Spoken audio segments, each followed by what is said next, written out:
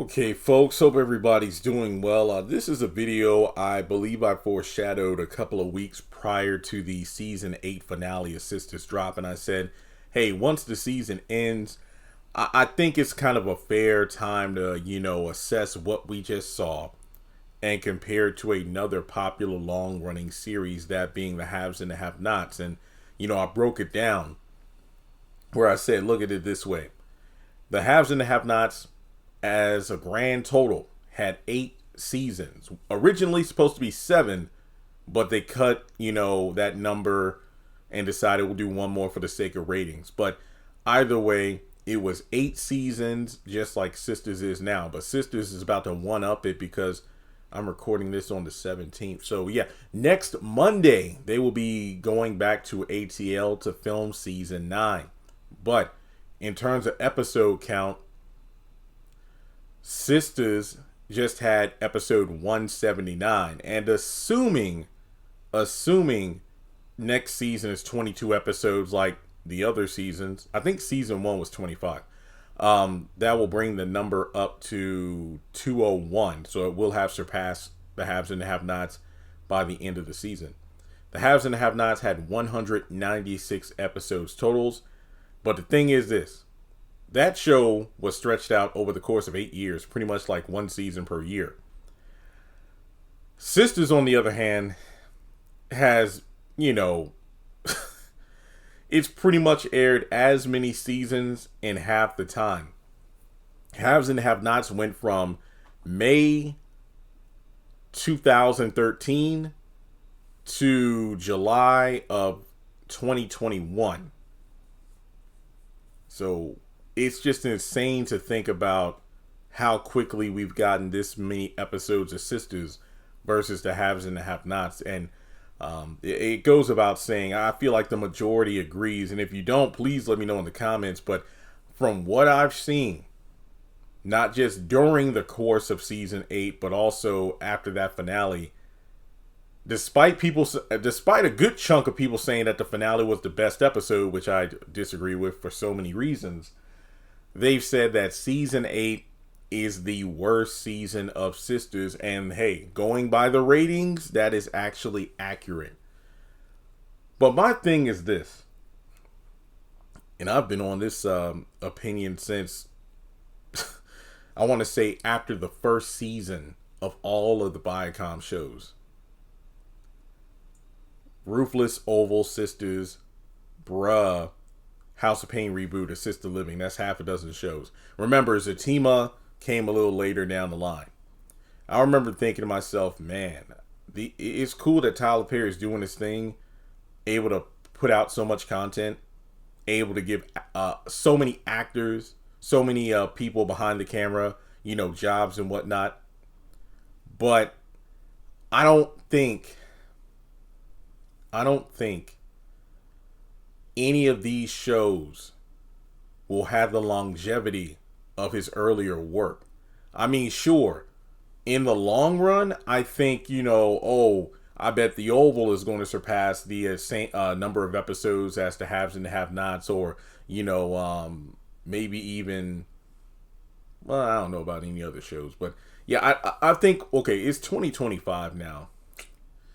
Let's say by the year 2040, I still think the original House of Pain, the Tyler Perry plays, the Medea universe, all of that stuff will still be held in high regards of Tyler Perry.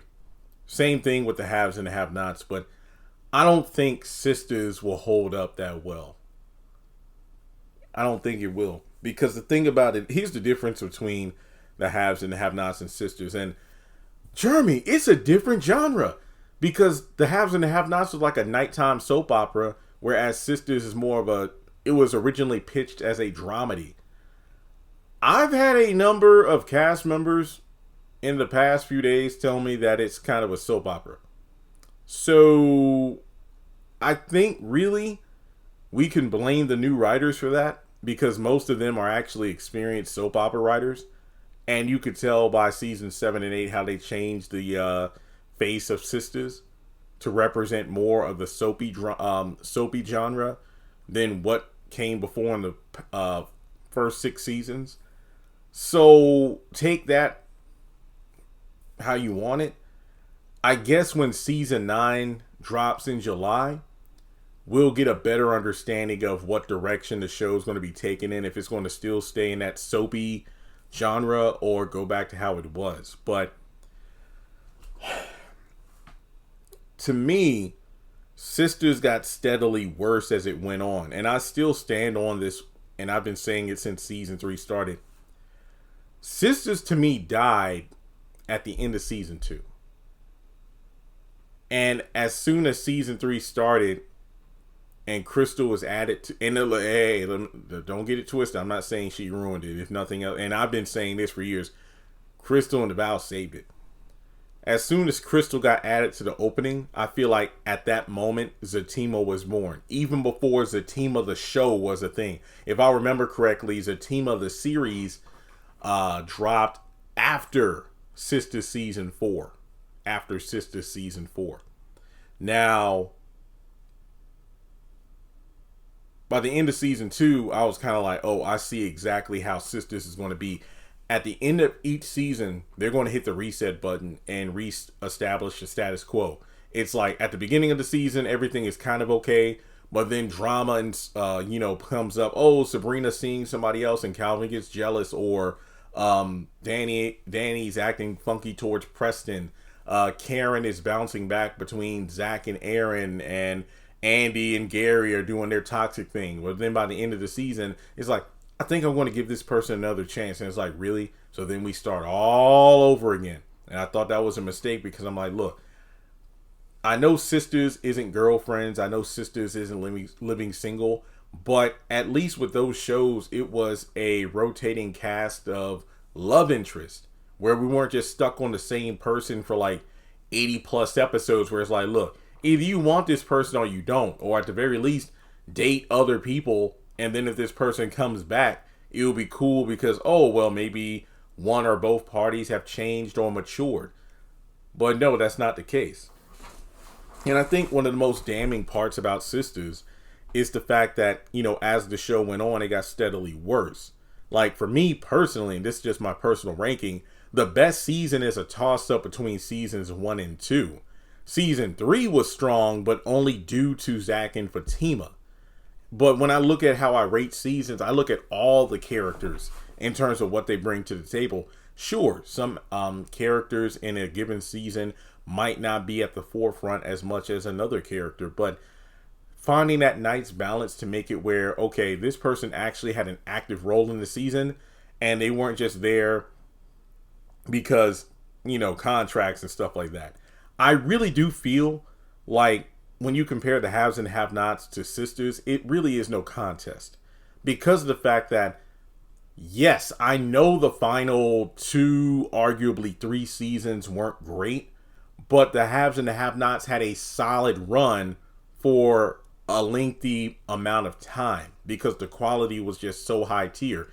It only began to falter once If Loving You Was Wrong, and then eventually Too Close to Home was brought to the Tyler Perry studio production cycle, and you could tell by that point, okay, Tyler was starting to spread himself too thin. Now the problem with Sistas and all the Viacom shows is when they first started, he was doing everything. I remember, if I'm not mistaken, it was like pre-pandemic, so what, at the beginning of 2020 in January, he posted that video that went viral about how work ethic, where it's like he had a mountain of scripts for all the shows he was doing. And he did it himself. If I'm just going to go off memory, I'm probably going to miss some, but bruh, Assisted Living, House of Pain, Sistas, The Oval, Ruthless, and Young Dylan. So that was like 7 shows right there. And it went viral and people went in. And when you looked at the seasons, when they actually debuted on BET Plus and whatnot, you could tell it was written by one person because the scripts were horrible. And I mean, that's the thing. People always talk about how, or the defenders go, well, Jeremy, why don't you write something? Because Tyler knows what he's doing. And whenever he gets these new writers, they don't know what they're doing in the numbers. And yeah, but here's the thing. Take Sistas out of your mind. And I want to talk about some of the other shows. I want to give you a prime example. If you have a BET Plus subscription, I don't know where else you can watch the shows, but look, it's 2025. You could probably find out where to find them for free. But the point I want to make is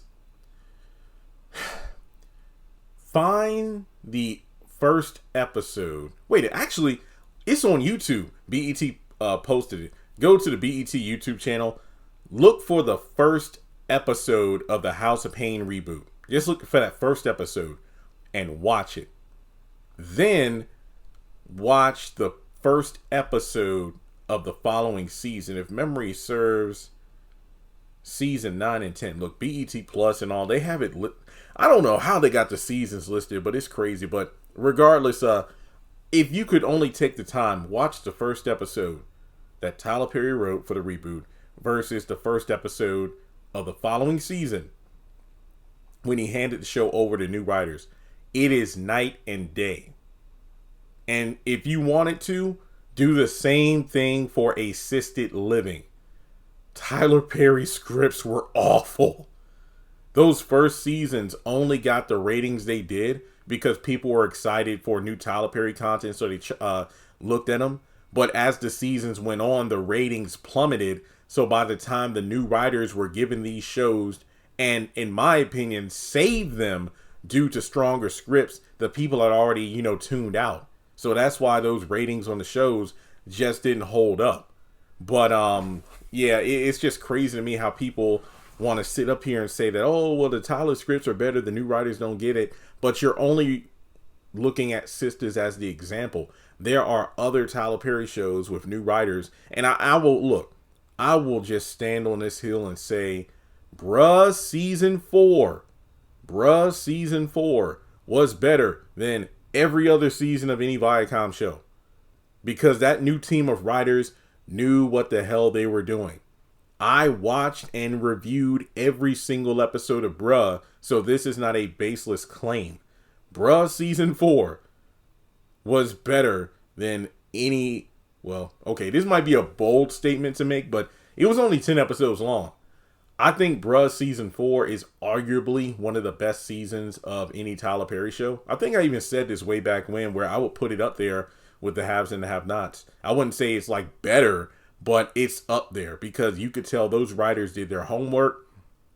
They had 10 episodes to work with, and they knew how to make every character relevant and just improve on them. And I said, if the new writers of Sistas did the same thing with that show that the writers of Bruh did, I swear to you, the ratings would have been through the roof. But I don't know what happened.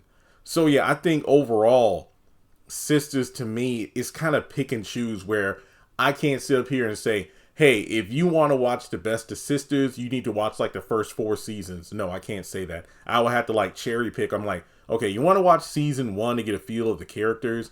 I throw in season 2 as well. But when it gets to like season 3 beyond, watch this episode because it features Zach and Fatima's growth in their relationship. But over time, even their dynamic began to stale.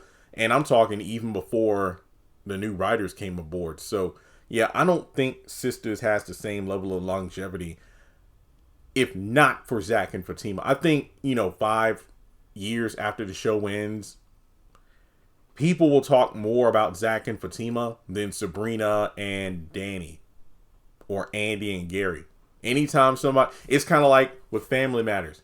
Nobody says Family Matters like, hey, the Urkel show. Steve and Laura. Nobody's going to talk about Harriet or Eddie. No, they talk about Urkel. I feel the same thing about Sistas, Zach and Fatima. And hey, they got their own spinoff, so that I'll tell you right there. But let me know your thoughts in the comment section below on how you feel about the longevity of Sistas. How would you stack it against the haves and the have-nots? Which show do you think is better? Let's talk about it in the comments. Like and subscribe, and I'll catch you all in the next video.